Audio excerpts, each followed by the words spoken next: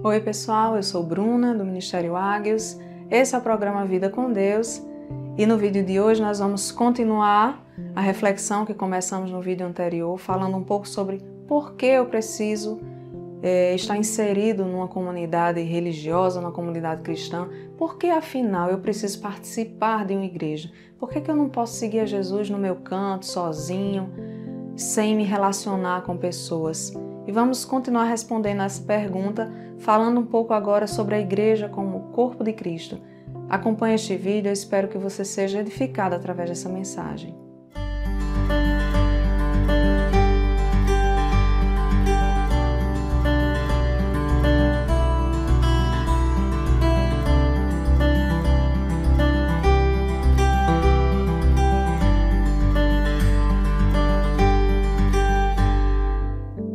Se você acompanhou o vídeo anterior, você viu que um dos motivos pelos quais nós devemos estar inseridos numa comunidade cristã, numa comunidade de discípulos de Jesus, é porque a igreja é uma família. A igreja somos nós e nós fazemos parte da família de Deus. E hoje nós vamos falar sobre um outro aspecto que complementa, na verdade, essa compreensão, que é a igreja é o corpo de Cristo. E o texto base para esse vídeo de hoje está na primeira carta aos Coríntios, capítulo 12, a partir do verso 12. Ora, assim como o corpo é uma unidade, embora tenha muitos membros, e todos os membros, mesmo sendo muitos, formam um só corpo, assim também com respeito a Cristo. Pois em um só corpo todos nós fomos batizados em um único Espírito, quer judeus, quer gregos, quer escravos, quer livres.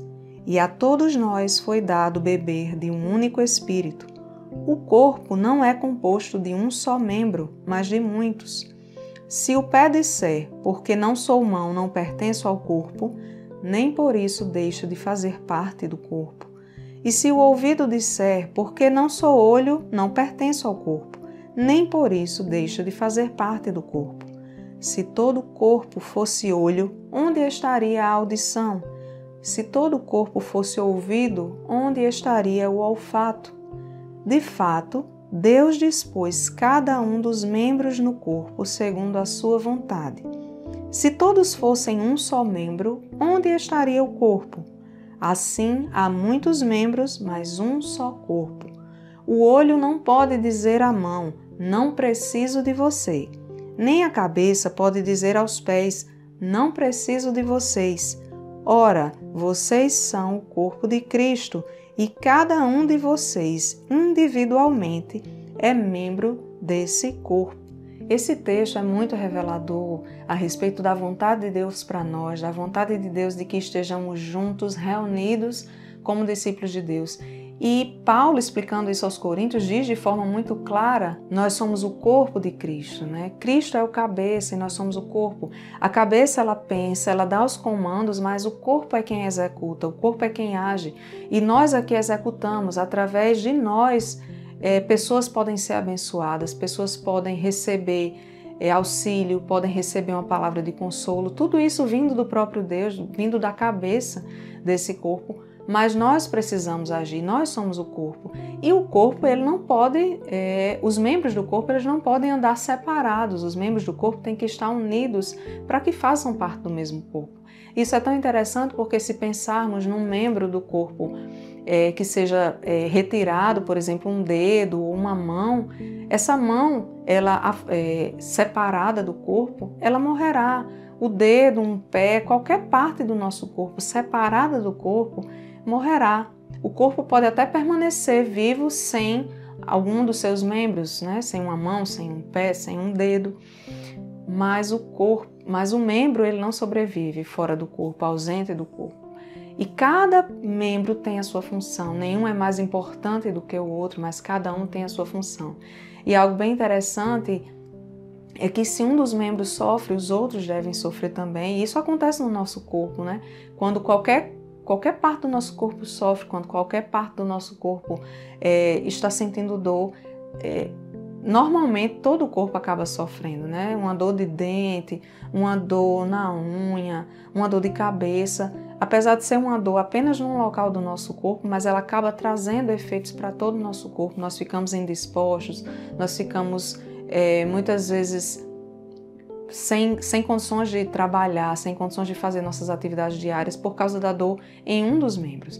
Então, nós somos parte desse corpo, do corpo de Cristo, nós somos igreja, nós fomos criados para ser esses membros que unidos, juntos, fazem aquilo que é a vontade do cabeça, que é o próprio Cristo.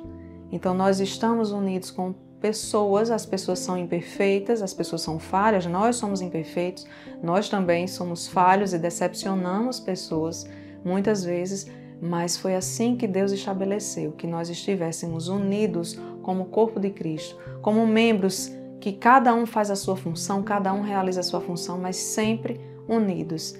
E é um engano a gente pensar que estando afastado do corpo, nós iremos sobreviver, porque Jesus ensinava muito através de parábolas, ele usava muitas figuras do mundo natural para nos ensinar verdades espirituais, e eu acredito que essa analogia feita com o corpo de Cristo também nos ensina algo. Se nós olharmos para o corpo físico, saberemos que um membro decepado ele não vai sobreviver.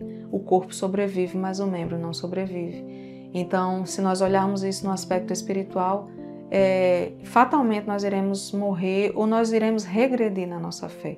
É muito difícil continuar crescendo em fé se nós não estamos unidos ao corpo de Cristo.